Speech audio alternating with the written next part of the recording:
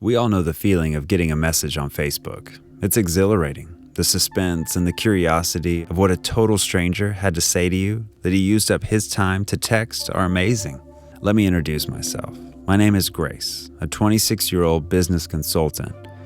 I was truly successful in my career, making great progress at the company I was employed.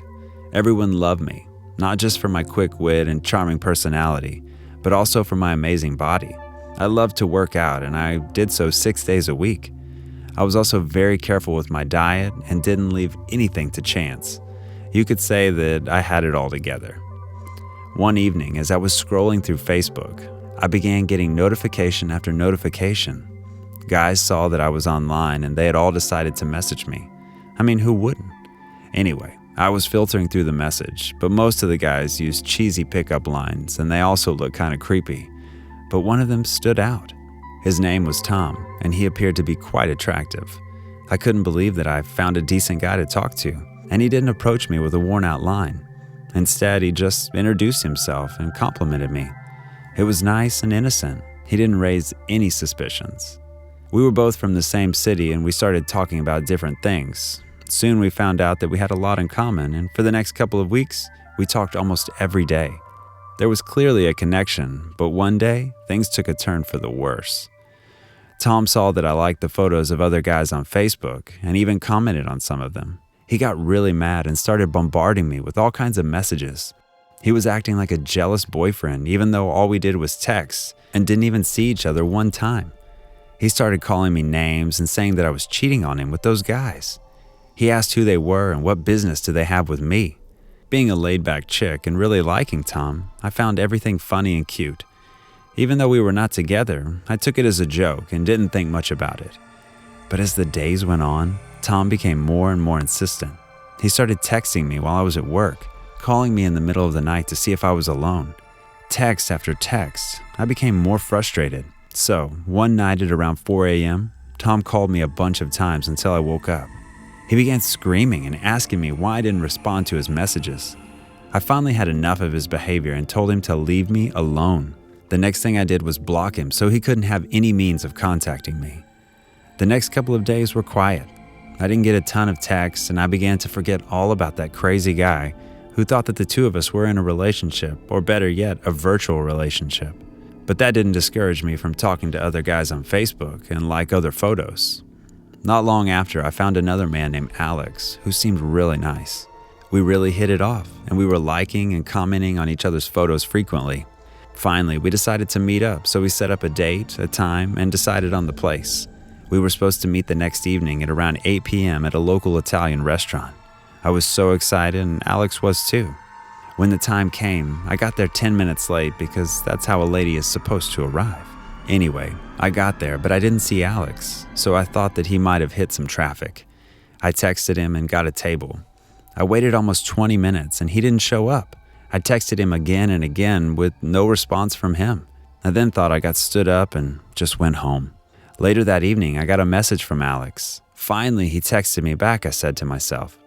But upon opening and reading that message, I found out that it wasn't him. It was his sister on his Facebook page. She told me that Alex was found dead in his apartment that evening. He was getting ready to go out on our date, but she said that someone broke into his place and stabbed him several times. The person was caught on camera, but you couldn't make out his face. I was devastated and couldn't believe what was going on. The days passed, and I got over this horrible situation. After a couple of months, I started talking to another guy. He was a lawyer, and we liked all the same things. We decided to go on a date, and he, Jason, said that he will come over to my house and pick me up around 7 p.m. We were planning to go to a classy restaurant in a good part of town, and I was so excited. The time came, and there I was in my living room, waiting for Jason to show up. I waited and I waited, but he never arrived. I got very angry, and I tried to call him, but his phone was off. Why would he stand me up? Was it something I said? I asked myself. Anyway, it looked like it would be another night of me, alone, eating some pasta and watching TV. After I changed into my sweats, I turned on the TV and I stumbled upon some breaking news. A young man got into a car accident when another driver hit him front on. When the police got to the scene, the other driver was not in the car, and the officers are still looking for them. The young man that was driving on the right side of the road died instantly on impact. I froze. It was Jason, the guy I was supposed to go on a date that night with. Then I remembered right before our date, another guy was murdered in his own home. Did it have something to do with me? It was too much of a coincidence. That evening, as I was lying in bed thinking about everything that happened, I got a text from an unknown number. I reached for my phone and opened the text, and the next thing I knew was that it felt like I was about to faint. The text said, "See what you made me do? Now how about that date?"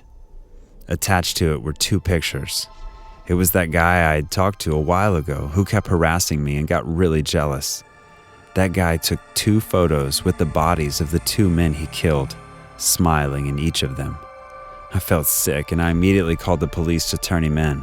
They quickly arrived and I gave them all the details I knew to that day. But they never found him, and I never dated anyone ever again.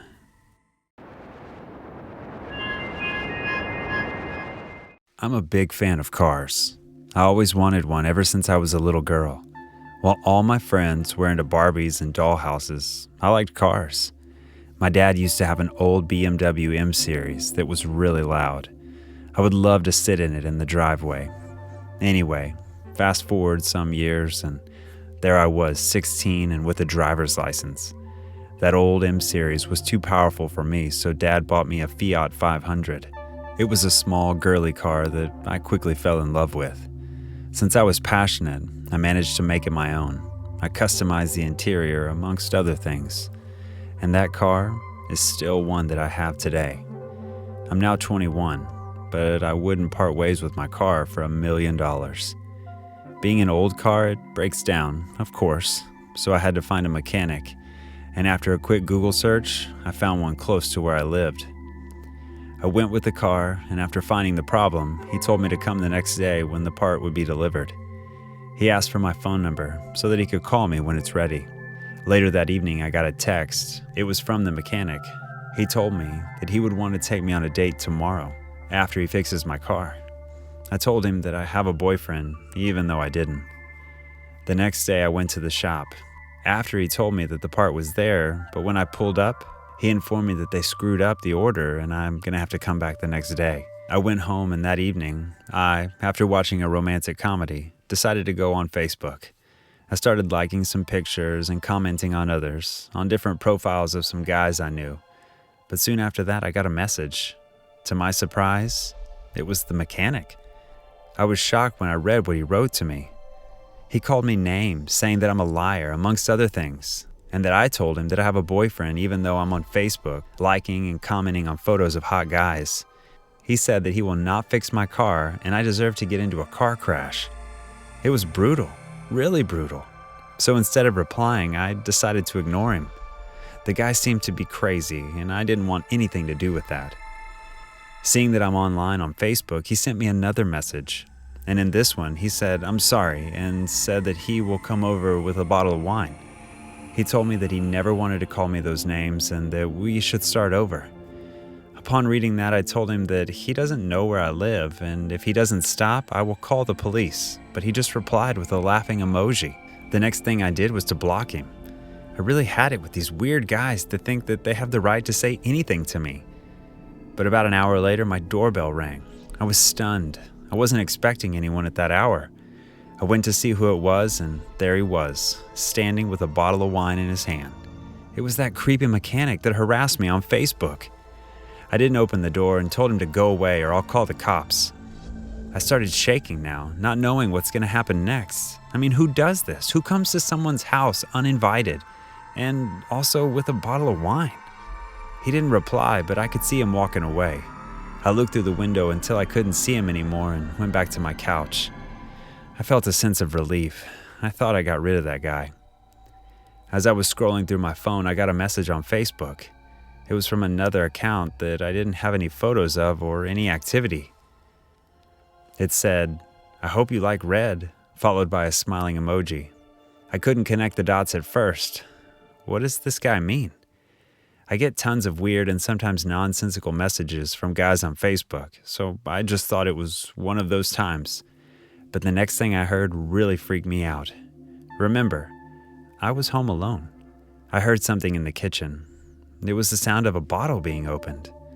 I slowly got up from my couch and took baby steps toward the kitchen while I was simultaneously holding my breath. Finally, I got there so I could see what was going on.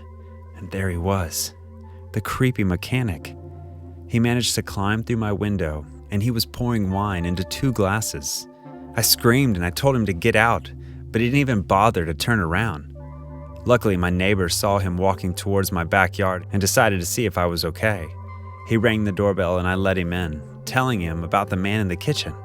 He went over there to get him out, but the guy acted like that he lived there. He said he was my boyfriend, even though I said he was lying. We then decided to call the police. When he saw me calling, he said there's no need to do that. He told me he would leave if I accepted to go out with him. At that moment, my neighbor took a few steps toward him. The mechanic put his hand on a knife that was on my table. I screamed and I told him once again to get out. I saw him raising the knife, and then he took a few steps toward my neighbor. My heart was beating out of my chest. I could see it now. He would kill both of us in cold blood. A million scenarios were going through my mind. But something happened that surprised me. The mechanic smiled and said, "You bad, bad girl. You need to be taught a lesson. I see that you already have someone that's willing to help you out. You know how to punish her? Do you?" He asked my neighbor while looking at him in the eyes. We were both speechless and didn't know what was going on. I suppose he didn't want a confrontation, so he left the knife on the table. With a deep breath, he took a last look at me with his hungry eyes checking me out from head to toe, and then he left. As he was going away, I told him that I know his auto repair shop, and I know who he is, so it wouldn't be hard for me to turn him in. He just said that he will see me around, and I never saw him from that day on. It was a frightening experience, even though nothing happened to me physically, but mentally, I was scarred for life.